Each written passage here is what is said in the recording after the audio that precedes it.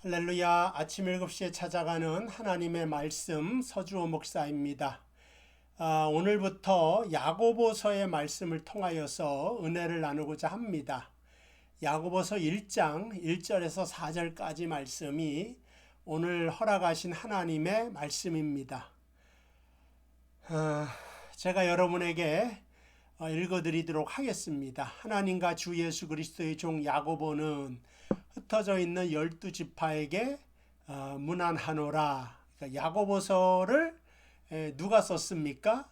오늘 보니까 그리스도의 종 야고보가 그러니까 야고보가 썼다고 하는 것을 알 수가 있죠. 그러니까 야고보서는 야고보가 썼다. 근데 야고보를 보면 성경에서 이제 4명이나 나옵니다. 그는 예수님의 제자 알페오의 아들 야고보, 예수님의 제자죠. 그 다음에 세베대의 아들 야고보, 유다의 아버지 야고보, 그 다음에 예수님의 형제, 동생이겠죠. 처음으로 동정녀일 때 마리아의 몸에서 나왔으니까 그 뒤에 요셉의 아들, 진짜 육신의 아들인 이 동생 야고보가 있습니다. 여기서 4명 중에 도대체 누가 이 야고보를 썼는가? 예수님께서 이 땅에서 공생애를 지내셨을 땐 동생은 예수님을 구세주로 믿지 않았습니다. 근데 십자가에 달려 돌아가시면서 그 되어진 모든 것들을 통하여 회심을 하게 됩니다. 십자가 사건 후에. 그래서 예루살렘 교회를 실제적으로 담임 목회하는 일대 목사가 되는 거죠. 그러니까 전체적인 처음에 기독교를 이끌어간 건 베드로지만 그 중에 예루살렘 교회를 이끌어간 건 예수님의 동생 야고보였다 하는 것이 성경에 나와 있습니다. 그래서 그 야고보가 흩어져 있는 12지파에게 문안한다라고 하는 것은 영적인 의미로 생각해서 아브라함의 믿음의 자손, 야곱의 또 믿음의 자손 12지파잖아요. 똑같이 믿음으로 되어진 모든 하나님의 백성이 12지파로 묘사되어져 있어요. 우리를 말하는 겁니다. 더 구체적으로 말해서 오늘 나에게 주시는 주의 말씀인데, 내 형제들아 너희가 여러 가지 시험을 당하거든 온전히 기쁘게 여겨라, 이런 말씀을 했습니다. 시험 없는 인생이 없죠. 누구나 다 시련이 있고 시험을 만나게 되어져 있습니다. 그러기에 시련을 피하게 해달라는 기도는 의미가 없다. 그것을 이기게 해달라고. 그러니까 겨울에나 감기 한 번도 안 걸리게 해주세요. 그거랑 같은 거예요. 사실은 누구든지 다 감기가 한 번 정도는 걸릴 수가 있죠. 살아가면서 그것과 같다 이거죠. 다만 시련을 어떻게 극복할 수 있는가가 중요한 메시지로 처음부터 탁 떠오른단 말입니다. 우리가 로마서 같은 거를 볼 때 사실은 기독교의 기초거든요. 믿음이란 무엇인가? 그 죄의 문제, 그 죄의 문제를 해결하는 믿음의 역사, 이런 것들이 그러니까는 야고보서뿐만 아니라 에베소서 같은 것도 믿음은 하나님이 주신 선물로 여기야 하면서 구원을 이루는 능력으로 말해주는데, 야고보는 조금 색깔이 달라요. 뭐냐? 처음부터 시험에 대한 이야기가 나옵니다. 그러니까 이런 겁니다. 우리가 집을 지을 때 기초를 닦잖아요. 기반이 되는 거. 이거 로마서 같은 겁니다. 믿음이죠. 오직 믿음으로. 기둥도 이제 짓고 벽도 만들고 그 다음에 가서 그 지붕을 이렇게 짓는단 말이죠. 지붕을 올리지 않습니까? 이 지붕과 같은 것이 바로 야고보다, 이렇게 말하면 되는 거예요. 기독교는 복음, 믿음으로 우리가 구원을 얻습니다. 근데 그 믿음을 어떻게 생활할까? 믿음을 가진 자가 구원을 받았는데 구원 얻은 주의 백성들이 어떻게 살아가느냐에 대한 문제에 대한 답을 야고보서가 주고 있다. 그러니까 오늘 우리가 믿음으로 구원받았습니다. 근데 이 땅에 살아가면서 시험이 따라간단 말이에요. 이 시험을 당할 때에 우리는 어떠한 태도를 가져야지 바른 믿음인가?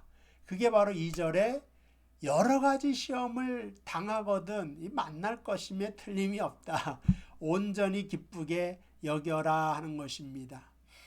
근데 생각해 보면 시험을 기쁘게 여기는 사람이 있을까?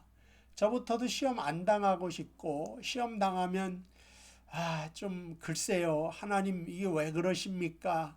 약간 좀 원망하는 마음도 생길 것 같고 그런 것입니다. 누가 기쁘게 여길 수 있냐? 야고보가 그랬다 이거죠.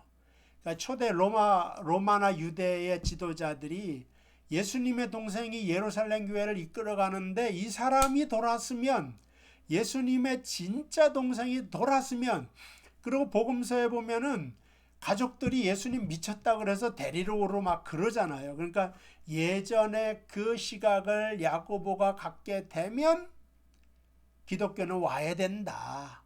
이런 생각을 가졌기 때문에 특별히 야고보를 더 핍박을 해서 순교를 당하지 않습니까?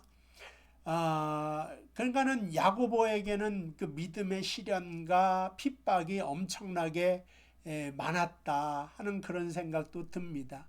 그러니까 예전에 그 히말라야라고 하는 그 영화가 있는데 엄길 대장이 그 산을 올라가면서 겪는 뭐 눈보라, 추위, 뭐 배고픔, 뭐 이런 것들이 막 나온다고요. 이제 이런 것처럼 우리 모든 인생들에게는 이러한 시험이 있는데 예수님의 제자 야고보는 온전히 기쁘게 여겨라. 이유가 3절에 나와요. 이는 너희의 믿음의 시련이 인내를 만들어내는 줄 너희가 알미라. 인내를 어디서 배우냐? 연습할 때 배울 수 있죠. 어떻게 연습하냐? 시험이 있는 현장에서 밝은 빛을 기다리고 기다리는 행위가 다 인내입니다. 참고 견디는 것이 인내입니다. 그래서 우리가 염으로 간다는 겁니다. 그래서 4절에 인내를 온전히 이루라. 이는 너희로 온전하고, 여기서 온전이라고 하는 말이 2번 나오죠. 인내를 온전히 이루면 너희로 온전해진다. 그러니까 인내라고 하는 것을 자꾸만 견디다 보면 어느새 우리의 신앙 인격이 온전하게 되어진다. 그런 겁니다. 그러니까는 예를 들어서 대장장이가 칼을 만들어요. 칼을 만들려는 생각을 가지고 있습니다. 그래서 쇠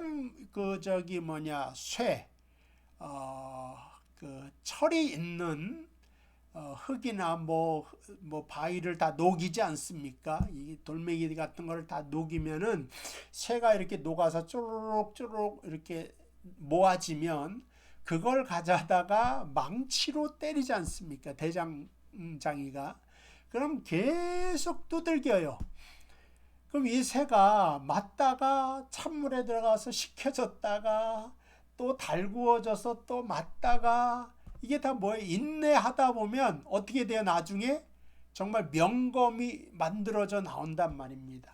그럼 우리가 생각할 때 대장장이 입장에서는 어느 순간 우연히 두드리다 보니까 명검이 나온 거예요? 아니면 자기가 의도해서 두드리고 열가하고 식히고 당금질 뭐 이런 것들을 그 의도가 있어서 해서 명검이 나온 겁니까? 이거 우연이 아니죠. 그러니까 대장장이가 하나님이라고 생각할 때 하나님이 우리에게 인내를 주시기 위해서 시험을 주신다. 이거 망하려고 하는 게 아니라 명검을 만들기 위하여서 당금질도 하고 이 망치질도 하고 때로는 찬물에 식히기도 하고 그래서 온전하게 되는 그 뜻을 가지고 있다. 그게 4절인 거죠.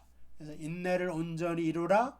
이는 너희로 온전하고 구비하여 조금도 부족함이 없게 하려 함이니라 하는 하나님의 분명한 뜻이 있어서 우리에게 시련을 주고 계시다 하는 것입니다.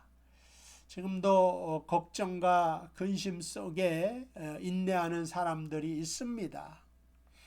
세상을 살다 보면 왜 어렵지 않겠습니까? 돈의 문제도 있고 건강의 문제도 있고 정신적으로나 영적인 문제가 나타날 수가 있습니다. 그때에 이것을 온전히 기쁘게 여길 수 있는 믿음의 태도, 이것을 통하여 내가 더 기도하고 더 예배드리고 더 하나님을 사모하면서 하나님을 만나 영적인 사람으로 변화되는 은혜와 역사가 나타나게 되기를 주님의 이름으로 축복을 드립니다. 기도하겠습니다.